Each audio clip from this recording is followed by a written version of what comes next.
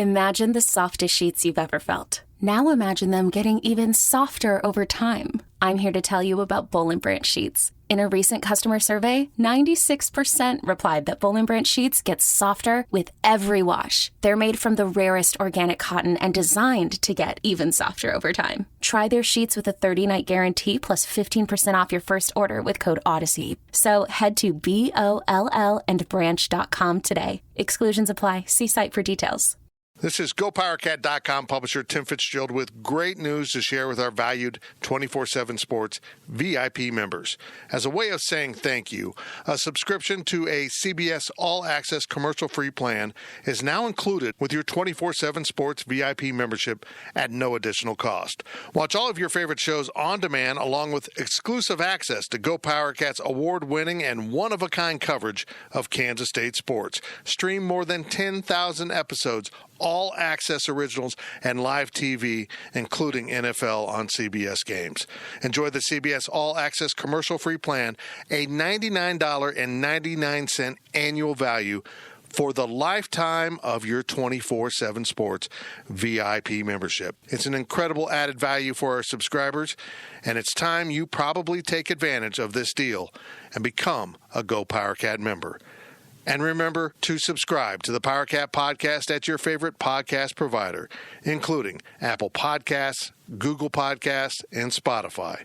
Now, here is your PowerCat podcast. The following is a GoPowerCat.com and Spirit Street production. You've discovered your link to GoPowerCat.com's PowerCat Postgame podcast, presented by Caddyshack Golf, and it starts right now. Now, let's go to the WTC Gig-Powered Studios. Here's your host, GoPowerCat.com publisher, Tim Fitzgerald. Welcome to the PowerCat Postgame podcast, sponsored by Caddyshack Golf. Kansas State comes into Austin, Texas today, falls to the Texas Longhorns 27-24 at Darrell K. Royale Memorial Stadium. From GoPowerCat.com, I'm Riley Gates. Tim Fitzgerald obviously out in Las Vegas today covering the basketball team, who got a nice win over UNLV today. So I am here in Austin with D. Scott Fritchin and Zach Carlson. Brian Hanley, our usual co-host on the PowerCat Postgame podcast, had a bit of a scheduling issue, and so it's just going to be me today walking you through this tough loss today. But yeah, we'll get through it. We'll hear a little bit from Wyatt Thompson during the game. As usual, we do thank the Learfield IMG Kansas State Sports Network for providing us highlights featuring Wyatt Thompson throughout the show. Stan Weber and him do a great job of calling the game. We are sponsored by Caddyshack Golfwear. That's Caddy with 2 T's. Visit caddyshackgolf.com for all of your officially licensed golfing, Willie apparel, accessories, and more. Use code GPC for free shipping on your next order. And later in the show, in the second part of the PowerCat Postgame podcast, we'll go ahead and pick a question of the week, and the winner will get a gift certificate to Caddyshack Golf and get decked out in some awesome K-State golf apparel. We've got some as a staff, and I got to tell you, it's pretty nice apparel.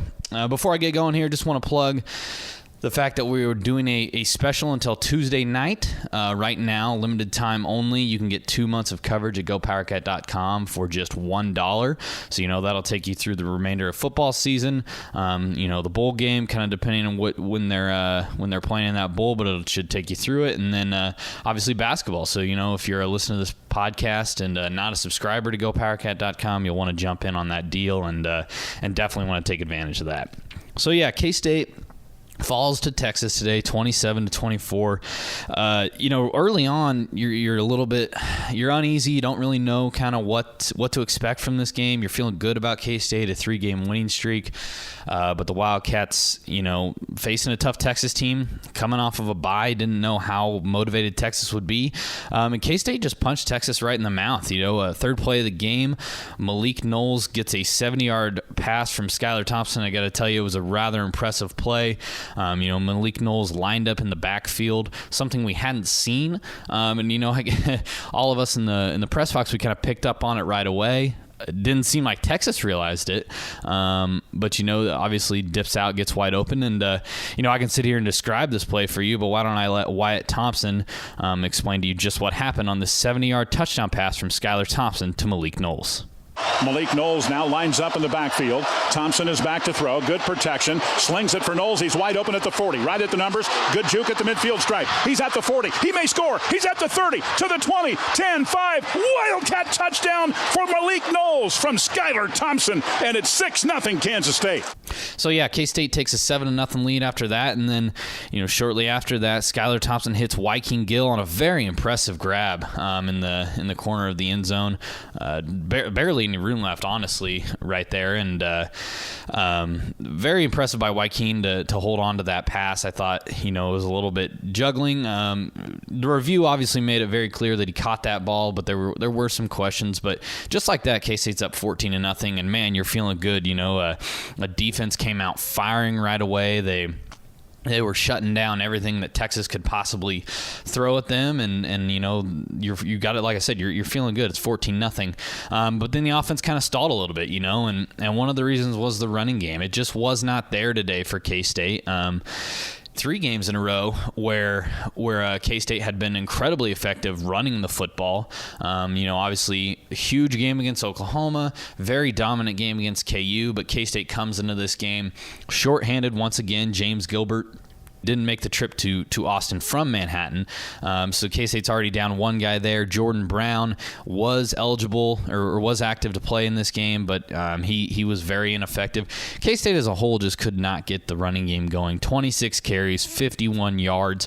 Probably the worst rushing performance we've seen out of this squad all season. And, Skylar Thompson had been very effective running the quarterback run, but even he struggled. 7 runs for a net of 11 yards, or a net of 0 yards. He had 11 yards. Obviously, sacks kind of changed the situation there. But the running game just wasn't there for anybody today. Tyler Burns led the charge, which was somebody we really didn't expect. I was a little shocked we didn't see more Harry Trotter in the running game. He got 4 carries for a net of 21 yards, an average of 5.2 yards a carry. I kind of thought we might see Harry a little bit more utilized, but he only got those 4, and then K-State honestly kind of abandoned the run. It just was not there. And because of that, the K-State offense struggled. Meanwhile, here comes Texas, touchdown. They go 24 unanswered points after K-State jumps up 14-0. Obviously, the only score in the first half was the flea flicker pass from Sam Ehlinger to Colin Johnson.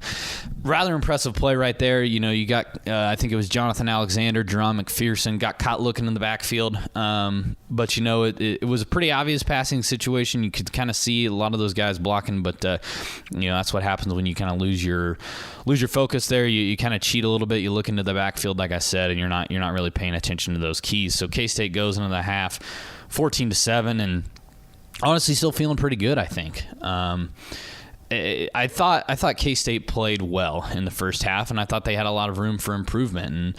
And I thought that K-State had been a good team all season in terms of going into that halftime break, making those necessary adjustments. I really thought that they could get after them in the second half after realizing what they were doing. Texas was just blitzing like crazy, and that's kind of what Coach Kleiman said in the postgame press conference. It was obviously a concern all day, the fact they couldn't get it going. And Coach Kleiman says, hear it from his own words right here. Coach Kleiman talks about the fact that they just could not get anything going because of the blitzing that Texas was bringing at them. They blitzed us unbelievably in the second quarter on, especially in the run game. They were not going to sit there and allow Skylar time to throw it or for us to rush the football. And when we rushed the football as well as we did last week, we anticipated pressure, but I thought they did a really good job of saying you're not going to run the football because we're going to overload the box all day long. So yeah, the 24-14 lead, obviously, that's kind of what makes you feel not great. You're you're down on yourself. It's 24 unanswered points, like I said earlier, and honestly, at that point, I'm kind of even starting to think, man, this is probably over. K-State doesn't have much of a chance, and that's because right before that, special teams had not been a major part of this game. Then Devin Ankle punts, and boom, Texas takes it all the way deep into K-State territory to set up that 24-14 lead, and you're kind of thinking like, well, it's probably not going to go well here. And then you're thinking, all right, probably over. And then special teams comes in clutch for K-State now. Rather impressive. It's kind of the same situation against Mississippi State, where K-State really needed some sort of spark, and they got it in the return game with Malik Knowles down at Mississippi State. This time, though, it was Josh Youngblood, and a rather impressive run by Josh Youngblood here. I'll let Wyatt Thompson tell it for you, but 98 yards to the house. Josh Youngblood keeps K-State's hopes alive, cuts it to a 3-point game. Very impressive play by the true freshman out of Florida. Same here in the fourth quarter. Here's the kick, and it's going to be Youngblood to the 10, 15, 20. He's got a crease. He's at the 30. He is at the 40. Youngblood far side, down the sideline, 40 to the 30. He will make a house call. 10-5, Wildcat touchdown for Joshua Youngblood.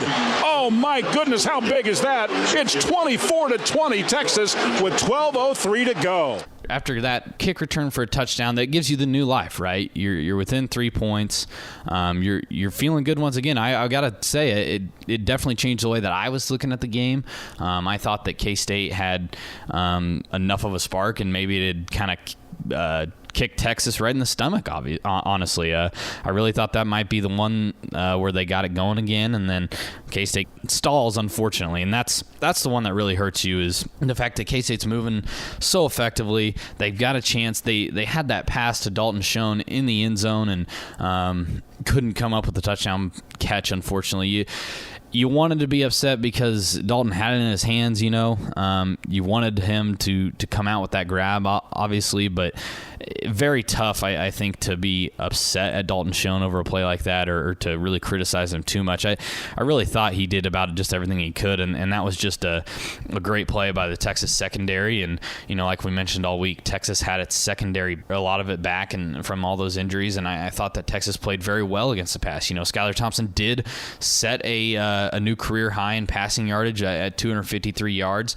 So while he had success, this wasn't anything like what KU had done to Texas, or what TCU had done to Texas. They were a better team against the pass today, believe it or not. And even though Skylar had an effective game, the secondary made some clutch plays, and that was what happened on that one to Dalton Schoen that could have given K-State the lead. But instead, Blake Lynch comes in and, I think maybe doesn't get the credit he deserves on a pretty impressive field goal right there, 45 yards. That's not an easy kick, especially with so much pressure on the line, and Blake just nails it right down the middle. Tie game up, and honestly, anything can happen, but just a very tough drive for K-State to then ensue. 13 plays, 67 yards in 6 minutes and 45 seconds, and Texas goes down the field and then kicks the game-winning field goal from Cameron Dicker, who, honestly, once Texas got it across the 40, starting to think that it's probably a sure thing. I mean, Cameron Dicker has one of the best legs in the Big 12 right now. He's incredibly effective from long distances, and so to think that he was going to miss anything, high 30, low 40-yard kick was probably not going to happen. And so you got to think that chances are dwindling. And, this is kind of where the controversy started up a little bit. A lot of people said K-State should let Texas score, get the ball back with some time. In my opinion, it's one of those things where I understand the math behind it. I understand you got to think about the fact that you want more time on the clock. You want to go down and have your chance to score. However, I just don't know if I was necessarily comfortable with letting Texas score. Like I said, Cameron Dicker's probably not going to miss a field goal, but you just never know what's going to happen in a situation like that. I mean, your one muff snap, your one interception, fumble, whatever the situation is, blocked field goal. I mean, we don't ever think about things like that. We don't think about the fact that blocked field goals can happen in football, but they do, honestly, more often than not. And so, I think that K-State did the right thing. That's what I'm trying to get at there. I think K-State made the right call by playing it out, trying to get the stop. Chris Kleiman said after the game, we let them play. We wanted them to go for the strip on any play like that, and unfortunately, just doesn't go your way. And so, look, like I said, I understand the thought process behind letting them score, but I was okay with them playing it out and then just taking their chances. Unfortunately, they don't get the stop. Texas hits the field goal, gets the win, and gets out.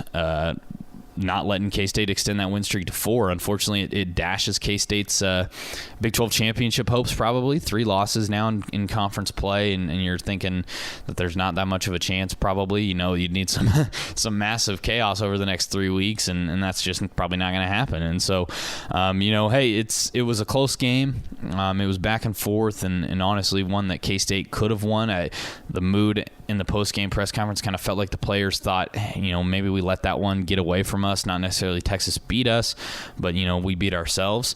But that's the sport, and so, that's just kind of the way that it all falls. So anyways, that's just kind of a quick rundown of this game and kind of my initial thoughts. Obviously we'll get into much deeper talk throughout the week on a lot of podcasts coming up here at GoPowerCat.com. But that's it for the first half of the PowerCat Postgame Podcast. And we'll be back on the PowerCat Postgame Podcast sponsored by Caddyshack Golf with some more discussion about the game, and I'll take some of your questions from Wabash Station, and we'll see who comes out of here with that gift card to Caddyshack Golf. Stay locked in. The PowerCat Podcast will be right back.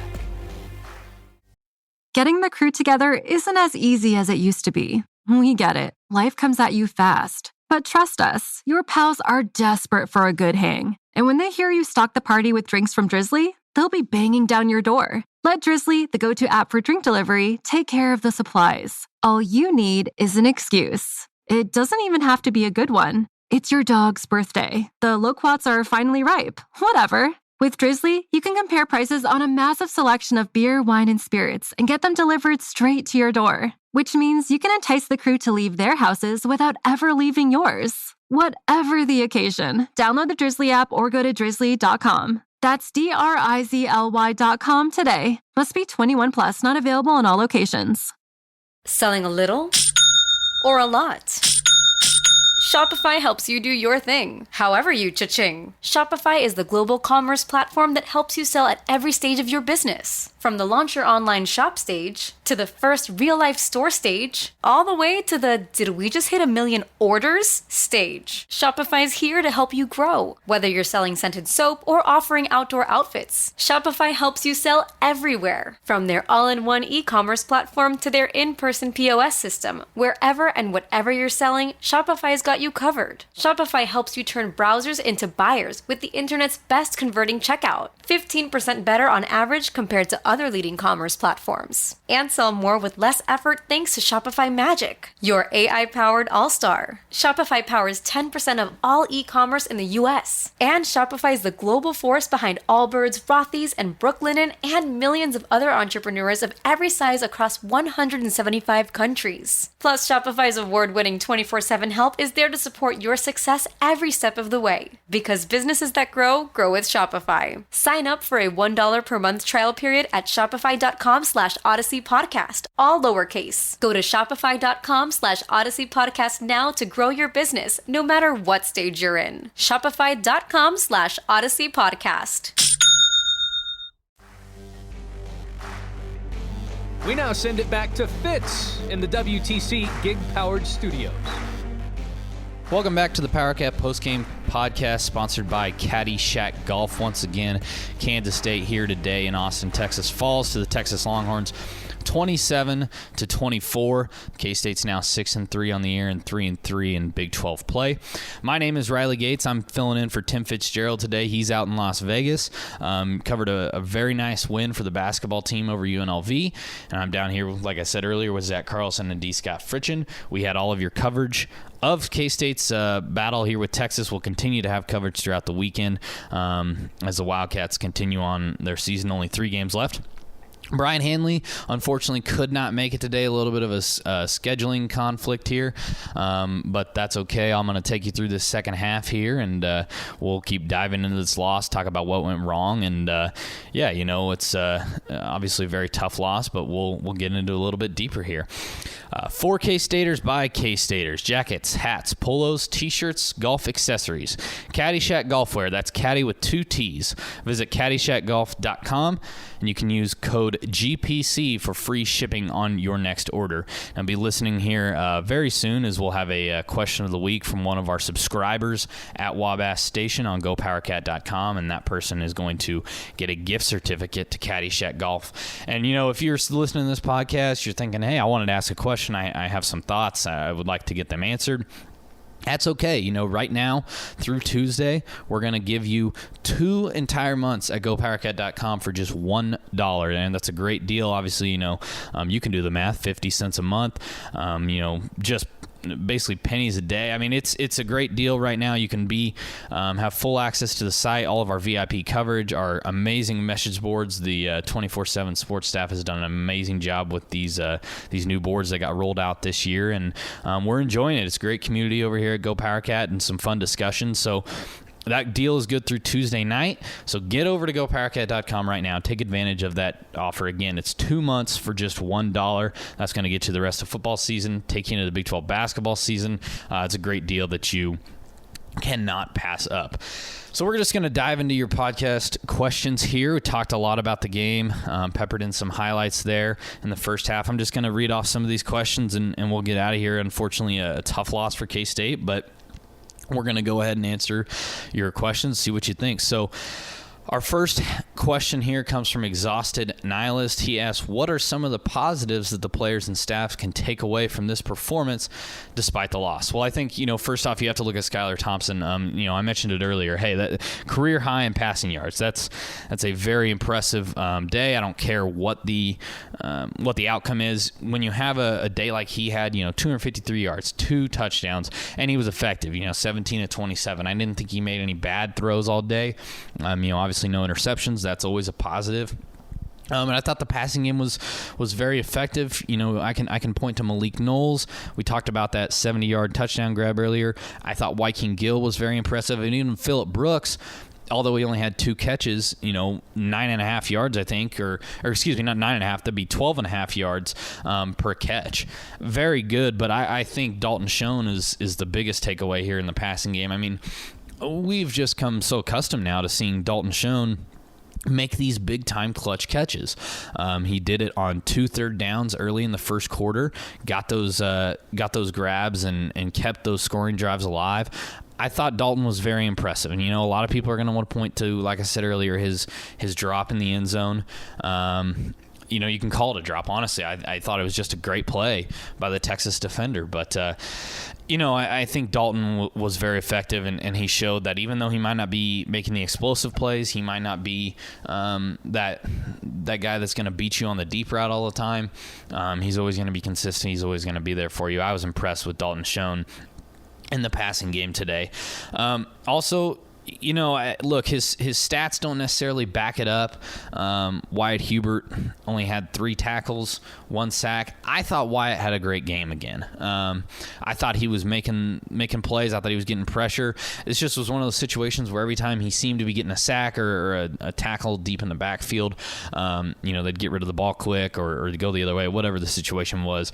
Numbers don't always tell the story. I thought Wyatt was very impressive, and so, continued growth by him as a young guy on that defensive line. I think that's very promising. So those are kind of some of the quick takeaways. Also, Blake Lynch, I want to give another shout out to him. Only 1 field goal. I know it's just 1, but I thought it was a very clutch field goal, and it shows you that you have a very consistent field goal kicker in Blake Lynch. Exhausted Nihilist goes again. How did Kavion McGee fare overall in A.J. Parker's absence? That was obviously one of the biggest storylines of this game. And the fact that A.J. Parker was going to miss this, sounds like he had some ankle surgery, and he's going to miss a lot of the foreseeable future here. Might even be out the rest of the year. Obviously not sure on that yet, but we'll continue to monitor that situation. I thought that Kavion McGee played pretty well. Early on, Texas did like to pick on him. He gave him some cushions, and Texas took advantage of that. But, I did not think that he got burnt. I did not think that they said, hey, we'll go after the backup today. I was more concerned about them going after Walter Neal all day just because I thought he struggled a little bit at KU. But even Walter, he played very well, I thought. Obviously comes up with that very nice interception on the goal line on Sam Ehlinger. So, yeah, I thought that Kavion played well. Sam Ehlinger, he is one of the best quarterbacks in the Big 12. He's one of the most talented in the country. And that's why he was 22 for 29 today for 263 and a touchdown. He makes plays, and he has receivers. Even with A.J. Parker, K-State was going to be in a very tough situation guarding Devin Duvernay. He just has that it factor about him that makes him tough to guard. And, he catches 9 passes for 110 yards. And it's not going to be easy to defend no matter who you got out there, even if K-State was healthy. So, we'll go back. We'll watch the game again, kind of maybe analyze Kavion's play a little bit deeper. But I really did think that he played fine, considering the situation, considering the fact that he was just kind of thrust into that role so late in the week. KM Wildcat asks, with Texas pressuring the middle and shutting down the run, why didn't we run to the outside more like Skyler or on jet sweeps? First off, Skyler did take off a lot to the outside on some runs, and Texas is just there. They got athletes that they can get to the corner just as quickly as Skyler can, and they can make some plays happen. They did a very good job, I thought, of both, containing the middle, didn't let him go on those jet powers up the middle, and then obviously kept him from getting to the corner and cutting it upfield. As far as jet sweeps, I don't know. I don't want to try to question Courtney Messingham too much because it kind of feels like every time we criticize him a little bit, he, pulls something out of his pocket and he has another trick up his sleeve. But I don't know, maybe it just wasn't there in terms of what he saw on film. Jet sweeps, they're nice if they convert, obviously like Josh Youngbloods did against Oklahoma a couple weeks back, but it's a very tough situation to run a play like that and always guarantee success on it. You could suffer a big loss, and I thought Texas was doing a really good job of getting into the backfield, blowing up plays, and so I didn't have a major problem with them not running that many jet sweeps. I didn't think I didn't think that was the answer, I guess, what I'm trying to say. I personally would have liked to see more play action. That's what I was hoping to see out of Courtney Messingham, but it was not there. Fervent Purple asks, we can't run on an odd front. Change my mind. Okay, so he didn't necessarily ask anything. He just made a statement. But no, you're not wrong. And we were talking about this on the walk back to the car from the stadium. They have had so much struggle facing this 3-man front all the time. It's something that clearly defenses know how to scheme against this offensive line. And through 9 games, Connor Riley has not found a blocking scheme that's going to work against a 3-man front, and he does not have an answer for it right now. And I think you got to start questioning, will you ever have an answer for it? The first few games in Big 12 play, fine, you were figuring yourself out. But we know this offensive line can block. We've seen them do it for the last 3 weeks. We've seen them be very effective in their blocking schemes, and then they face a front like Texas put out there today, and they go for a mere 51 yards. So, I can't change your mind, unfortunately. I wish I could. I wish I had a reason why they what they should do to beat this 3-man front, but that I don't have an answer because I'm to the point where if I'm an opposing team and I come out in anything but a 3-man front, I'm asking to lose. That's a good way to let K-State beat you. And so, yeah, I would expect the next 3 teams to come out in this type of front. It doesn't make any sense for anybody to come at this until K-State shows that it can actually come out and beat a 3-man front. Texas Cat 93 is going to wrap up the second half of the PowerCat Postgame podcast, and congratulations to Texas Cat 93, who is the winner of the CaddyshackGolf.com gift card. Texas Cat 93, go ahead and check your inbox either late tonight, early tomorrow, something like that. We'll get with you and give you more information on how to get that gift card. So congratulations to Texas Cat 93, who picked our question of the week. And Texas Cat 93, did Texas just want it more? We couldn't hold them at the end on 3rd and long. I disagree with the thought that Texas wanted it more. I thought they made plays. I didn't think K-State lacked effort in this game. I thought K-State, obviously, delivering that punch right out of the gate, 14-0, keeping Texas to just 7 points in the first half. I thought it was very impressive. I thought it was a heck of an effort by this K-State team, and I didn't think they got wrapped up in the number 16 college football playoff ranking. I didn't think that they got caught up in the 3-game winning streak, anything like that. I really thought that they came out focused. I thought that they gave it their top effort. I really thought that they were a solid team today. They just couldn't get it done on the offensive end. That's just what it comes down to. They couldn't break off the big plays. We've seen them have these big explosive plays. We've seen them be an impressive offense. But what was the reason that this offense has clicked in recent weeks? That's because the running game got going. And so, you hate to just point to one thing. You hate to just say, oh, if they could have run the ball, they would have won the game. I don't know if that's necessarily true, but what I do know is that it made any other offensive production very tough to come by because you just couldn't get that running game established, and therefore Texas could just load the box. They could send tons of blitzes and just made everything nearly impossible to come by. So, no, I don't think Texas wanted it more. I just thought they made plays, and Texas has playmakers. Look, their backs are up against the wall today. I mean, you can talk about K-State really needing this game, what it would have meant for the Wildcats and for Chris Kleiman, but there's no doubt in what this game meant for Texas. I mean, they had a very tough situation facing them. Tom Herman was, even as crazy as it sounds, Tom Herman hot seat chatter was starting. And that's kind of crazy to think about, but that's how high of a standard Texas has. And, after losing 2 of their last 3, basically almost 3 of their last 3, had they not, had that late heroic field goal against KU, they would have been in rough shape. And so, they needed a win today, probably more than almost anybody in the country, honestly. And K-State just caught them at the wrong time. Look, I mean, I think if K-State catches Texas on another week, you get a different Texas team, and maybe you beat them. But when K-State delivered that first blow, Texas responded, and that's something that was kind of a defining factor. Maybe Texas was going to lay down. That was a possibility, but that did not happen. Texas responds, gets back on top, and then gets out with the win. So, no, I didn't think K-State lacked effort in this one. I thought, like I said, Texas just made the plays and had the playmakers down the stretch.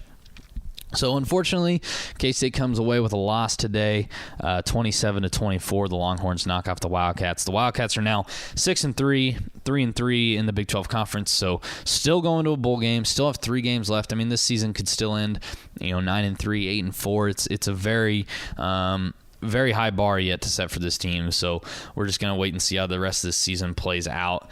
There's still a lot left to be accomplished. We don't know where this team's going to go bowling yet, but this is the first loss of the last 4 games, so the sky is far from falling for K-State, and so I think you just get back to the chalkboard and you draw up a plan for next week.